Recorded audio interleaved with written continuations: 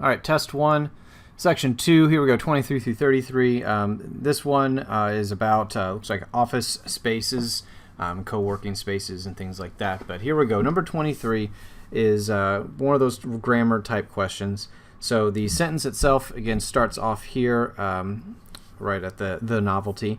So the novelty of this comfortable work from home life, however, soon got worn off quickly. Now, just the way this is worded doesn't seem to fit. Got worn off. It kind of doesn't match the context of the sentence itself. So what we're going to do is go through our process elimination. We want to find the most clear and concise answer that does fit the context of this sentence. So it's not going to be A. This one says, however, soon was promptly worn. Like, are we trying to put clothes on? I don't understand. So that doesn't fit either. It doesn't fit the context. And then the next one says promptly wore quickly. This one is a little bit redundant. You know, we have, and even actually it was a little bit in B too. I was getting focused on the was worn.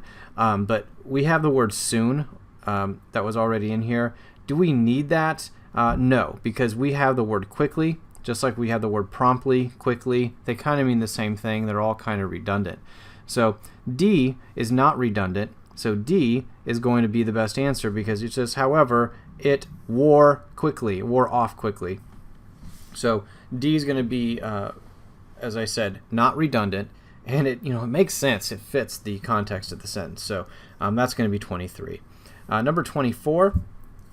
Again, we got another underlined portion, so let me start off with the sentence starting with having. So having become frustrated trying to solve difficult problems, no colleagues were there nearby to share ideas. Now, in this one, it looks like I'm starting off with a descriptive phrase. Now, you may not catch this right away, but as you read your answer choices, you definitely should.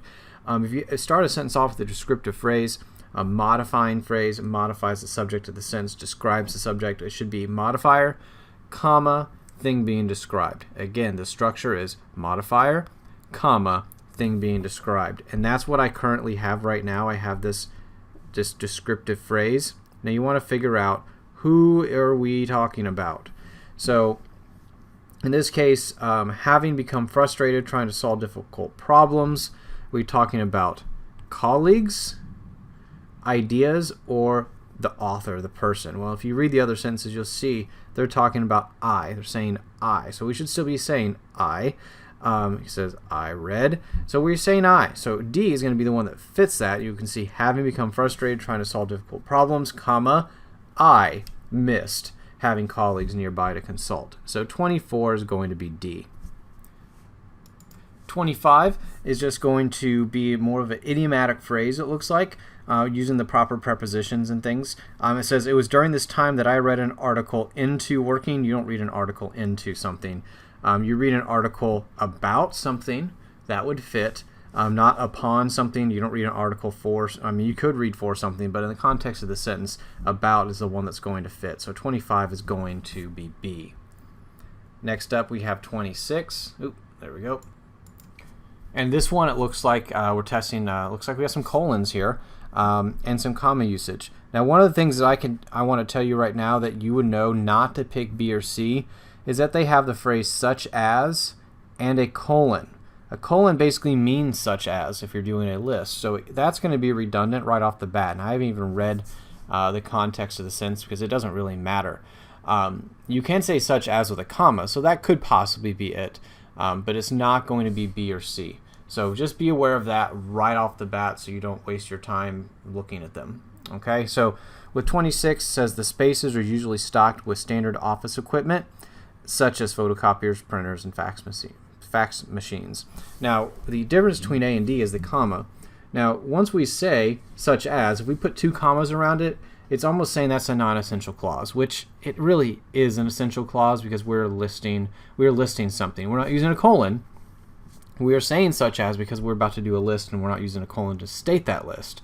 So we do need to have the phrase such as. It is essential. So A is going to be right, where B or D has an extra comma where we shouldn't have one because that would make, again, a non-essential clause, which means I should be able to get rid of that phrase and it would make perfect sense, which it does not. So 26 is going to be A. 27 is stating in these locations, however, the spaces often include small meeting areas and larger rooms for hosting presentations. So this one is transitional phrases and such. So what we want to do is see the comparison between the previous sentence and this sentence. So for 26, it says the spaces are usually stocked with standard office equipment, such as photocopiers, printers, and fax machines. So here we're talking about the standard office equipment. And then they say in the next one, the spaces often include small meeting areas and larger rooms for hosting presentations. So it seems like they're just listing more stuff that is in the offices. Now, you may not catch the answer right away here, but when you see the answer choices, you should be able to narrow yourself down to it. We're looking for something similar. The word however is not going to fit because it's a negative trigger, and we should have a positive one here. So 27 is not A. Here in B, it says in addition to equipment. Now, the previous sentence was talking about equipment necessarily, or mostly. So this says in addition to that, we have meeting areas in larger rooms. So those things, that does kind of fit, actually, because it is being more specific. For these reasons, I don't know what the reasons they're trying to talk about here, so that doesn't fit either. And likewise might be okay if it wasn't for B and how it's more precise to the context of this sentence. So B and D are very close, but likewise is kind of saying that these two things, this is something similar to the other thing, but in the context of the sentence, that was really not going to fit very well. So again, the key here is how specific we are for B. If we didn't have B as an option, I'd probably go for D, but B is going to be better because, again, it is more exact. It is talking about the specifics of this sentence. So let's go ahead and pick B for 27. 28 says the writer is considering deleting the underlined sentence. Should it be kept or deleted? So here we have a main idea question, a main idea of the paragraph. So in this paragraph, you have to see what was this paragraph talking about, and see if this matches it or not. So let's see. We are talking about the article in the Forbes magazine explaining that co-working spaces are designed designated locations for fees that you can use to conduct their work. They're stocked with standard office equipment. And then they talk about the types of rooms. So they're describing these spaces and what's in them. So that's what this paragraph is about. Sentence 28, for the sentence 428 talks about the cost of launching a new co-working business in the United States is estimated to be approximately $58,000. Now that's not talking about what is in these co-working spaces. So because of that, we don't want this sentence. It does not match the main idea at all. So we are not going to keep it. We're going to delete it. And the reason is it doesn't match the main idea. So does it blur the paragraph's main focus with a loosely related detail, or does it repeat information that has been provided in an earlier paragraph? This one, it's blurring the main idea of the paragraph. Now, could I go back and see potentially if it repeated information? You could, but it still doesn't matter. That's not the reason why we shouldn't have it here. Even if we did repeat it, who cares? This does not match the main idea, and that's what C is saying. So that's going to be number 28. Next up, we have number 29. This one says at this point, the writer wants to add specific information that supports the main topic of the paragraph. Now, this is the key on this. We want to make sure that we're adding information that supports the main topic of the paragraph. Now, this is using the chart that they have right here. So if we're going to use this chart, we need to make sure, obviously, that it's accurate, but we also need to make sure that it supports the main topic of the paragraph. So let's see if we can find out what that is. It says, what most caught my interest, though, was a quotation from someone who described co-working spaces as melting pots of creativity. The article refers to a 2012 survey. So we're talking about melting pots of creativity. So I would probably be focused in on that phrase, creativity. So I'm going to find the information that says the creativity. It gives the positive impact probably in creativity. I'm looking for that 71%. I'll just kind of look for that number and then make sure it's accurately stated. So B has that number, so I'll read that one. It says 71% of respondents indicated that using a co-working space increased their creativity. Positive impact on creativity, 71%. Everything matches. So that one is pretty quickly going to be B for number 29. Next up, we have number 30, and this is just going to be obviously proper word usage in context of the sentence. So let's check that out. So in this one, we says the article goes on to suggest, and again I'm right here, the article goes on to suggest that the most valuable resources provided by co-working spaces are actually the people whom use them. So here we're talking about the people, and what we're trying to do is trying to find the best pronoun and the best verb to go along with the people. Well, first off, people use. Now, we don't say people uses. And then when we say the people, that goes with who, not whom. So we're looking for who and use to get the proper pronoun and the proper singular plural form on the verb. So in this case, we're going to look for who use, which is going to be D. Again, we'll figure out we had to be using the people, which matches with who.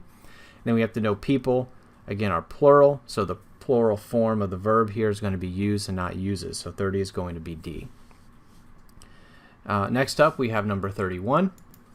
So this one says that the writer wants to add the following sentence to the paragraph. So pay attention to how this is worded because we're going to have to fit it in somewhere. And remember, these take you the longest. We are going to have to read the sentence before and after, so this is going to be in the middle.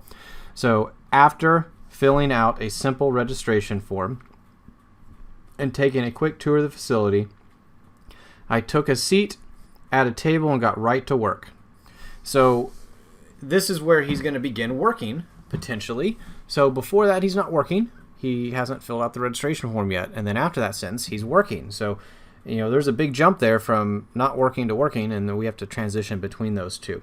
So just to kind of save some time here, let's kind of look at the answer and see how this would fit. So this one would fit after sentence 2. So let's kind of look at these sentences and see how all this information kind of flows fairly well. Remember, in sentence 2, he shouldn't be working yet. He hasn't even registered. So because I was specifically interested in co-working's reported benefits related to creativity, I chose a facility that offered a bright, open work area where I wouldn't be isolated. So then, he hasn't filled out a registration form. He chose this place, and then he fills out a registration form. So after filling out a registration form, I took a seat and a table, got right to work. So now he's getting to work, and now we'll read sentence 3. So in this one, throughout the morning, more people appeared because he's there working. So this fits all 3 sentences. Again, you have to check all 3 sentences to make sure they all fit. So this one is going to be C for number 31. All right, next up we have number 32, and it looks like we're dealing with colons, semicolons, and things like that yet again. And remember, I said this a lot of times with colons. Colons set up a list or a definition. So in this one, we want to see that first and see if that fits. So I like the experience so much that I now go to the co-working space a few times a week. Over time, I've gotten to know several of my co-working colleagues. So here we go. Another website developer, a graphic designer, a freelance writer, and several mobile app coders. Notice that is a list of the colleagues. Therefore, this one is proper in its usage of the comma, or not the comma, the colon. So 32 will be A. We don't want, basically once you know it's a list, you know it's going to be that if it's there as an option. So again, that's going to be number 32. All right, now number 33 says, and again, I'm starting here with the even those. Even those of us who work in disparate fields are able to share advice and help each other brainstorm.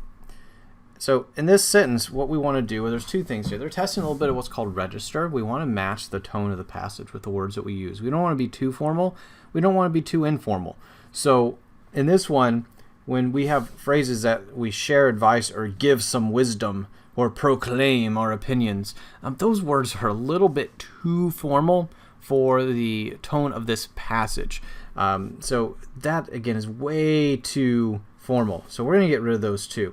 And then opine, you may not know what that one means as much. What it does is to hold or state as one's opinion, but the tone, again, is way too strong. In this case, though, hopefully you recognize that A fits anyway. We work in disparate fields and are able to share advice which is not too formal or too informal, and help each other. So that fits. So even if you didn't know what D meant, it doesn't matter. A fits. It's not too formal or informal. It just fits, and it's going to be A for number 33.